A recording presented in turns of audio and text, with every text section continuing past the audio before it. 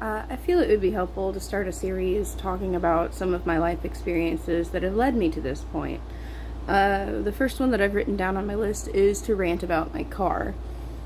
I was given my first car. I've had two cars in my whole life. My first car was given in high school by my dad's side of the family. I was really excited. It got a lot of mileage. It had a bunch of problems, and I tried to learn how to fix it.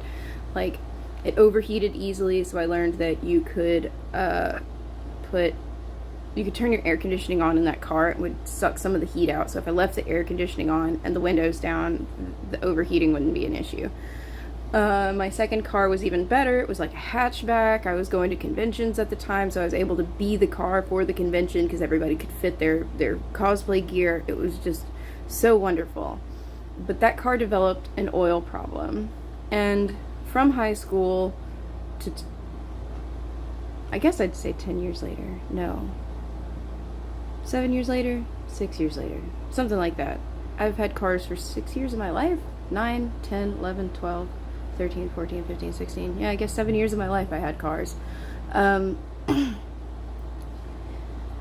that time, me and my dad had developed this problem of he kept trying to teach me how to fix the car, and it didn't go well. He would just demand that I paid attention the entire time, and if you have ADHD, you know that you don't want to sit there and watch someone undo 5 screws. You're gonna go into your phone and do something to like distract yourself because you're like, oh, we're at the screw stage of the process.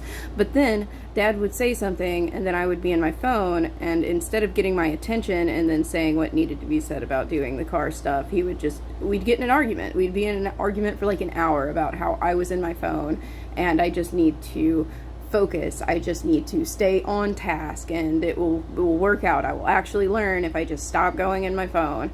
And when I do that, I still space out, and he just still gets angry. So when my last car started getting oil problems, I didn't know how to handle it. I'd changed oil on like one car before, like actually getting under the car and opening up the oil thing and letting it leak out and then refill it again. I've only done that once before. And also, before I continue, another problem that had built up was that every time we would go to the mechanics, Dad would also be trying to teach me how to talk to mechanics. And I'm just like, I'm sorry, I'm a femme presenting autistic, and so like, not even femme presenting, I'm gender neutral, but they see my tits and they say, oh, a woman, they must not know anything about fucking cars. So I'll just do everything I can to put more money on your bill. And so I was just like, Dad, I'm so sick of doing this. It's been 7 years of doing this, and it has not improved. Every time we go to the car dealers, every time we go to the mechanic together, we get in a huge fight. It's a big deal, and we make an embarrassment of ourselves in public. Could you, as the person who knows about cars, just fucking do this? We are supposed to be a family unit. I know you're not always going to be there, but I'm not gonna be without family. I have family, and I will continue to have family.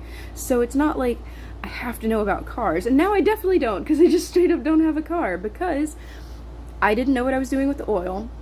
Dad refused to go to the place without me, and I have other shit to do. I was trying to make money. They were stressing about me not having a job at the time, and I'm like, I have so many more important things to do than babysit you through this process of getting my car fixed. You're not gonna teach me anything. I'm not gonna learn anything. Just be a fucking team player for once in your goddamn life and take my car to the place to be fixed without me holding your hand the whole time. But he couldn't. And then I had a friend who was stranded in a city, and it wasn't an emergency as far as their relatives were concerned, so they weren't going to help them. So like, I come and get them. We get like barely out of the city. We get to like the next town over, and my car breaks down because I didn't know what I was fucking doing with the oil. I didn't realize how bad the problem was. I didn't know what the problem was. I didn't know how often I needed to be checking my oil. I know I should have checked it every time, but I'm ADHD and fucking dumb, so like I'm not gonna remember every time to check my oil. This wouldn't have been a problem if it had just been fixed. This problem was going on for a while, and we had had arguments about it. But so this person Luckily, us being stranded somewhere with my broken down car was qualifying enough as an emergency for their relatives to step in and actually help us because someone else was in danger, essentially. So yeah, that's how my car broke down. It broke down cities away from here, and oh my god. The officer that showed up when we called, like, the assistance number that we could find for the area was just pressuring us over and over again, like, well, yeah, I can call a tow service for you, but I can't stand here forever, so I'm gonna need you guys to make a fucking choice. And he wouldn't give us the number or something. He was gonna just sit there as a person with a gun, just being like, you guys are taking too long, you guys are taking too long. And I'm, meanwhile, freaking the fuck out because my car is broken down, and so I'm pressured into, okay, call the tow service. And now I owe a tow service money. And I don't know what to fucking say. And I say some stupid shit. And I don't even remember what I said. But that bastard, like, kept all the money that they sold my vehicle for. And that was my payment to them for the tow service. The entirety of the value of my vehicle, they kept it. I got nothing from the scrap money from that, because I called an assistance service and it was a cop, and he said, fuck you, call a tow service or GTFO. You have no time to think about this. So yeah, I'll just probably never have a car again. It's nice not having to pay insurance money, but it's been so inconvenient not having a car. I really do challenge anyone with a car to live their life for just a week, not even a month, just a week, even a day, even just a day or two. Live your life without a car. Live your life without a car. I dare you.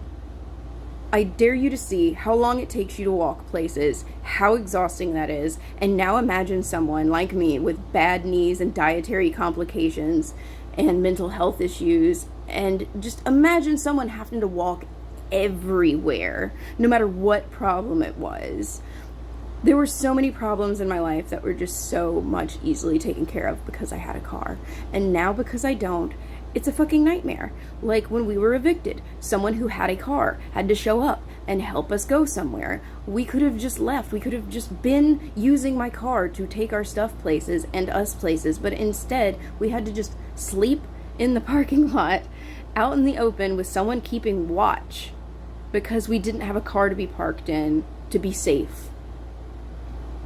There are just so many reasons having a car is so crucial, especially in a city like Memphis, where the public transit is just garbage. I've used it like twice, and it's a nightmare. It's awful. The bus transition spots don't always even have benches. The benches that do exist don't have overhead things a lot of the time, because they don't want homeless people sleeping in a dry place. They don't want a dry place for homeless people to loiter, so they're just like, if it's raining and you need the bus, fuck you, we're trying to fuck the homeless and we don't care about you. So I think people really don't understand just how crucial it is to have a car. They tell homeless people get a fucking job, and it's like, okay, let me just walk from the homeless shelter every morning to the one place that will hire a smelly person like me. Please think. Please think about your privileges. Your car, no matter if you earned it or not, is a privilege that you're riding off of. Like, if you were to lose that thing, you would fall. You would fall in your ability to provide for yourself and your family. I think if a person now who has just one car in the family lost that car, I really do not think they'd be able to get one back. I feel like it's a very rare family that, like, has only money for one car, and that car dies, and they're just okay.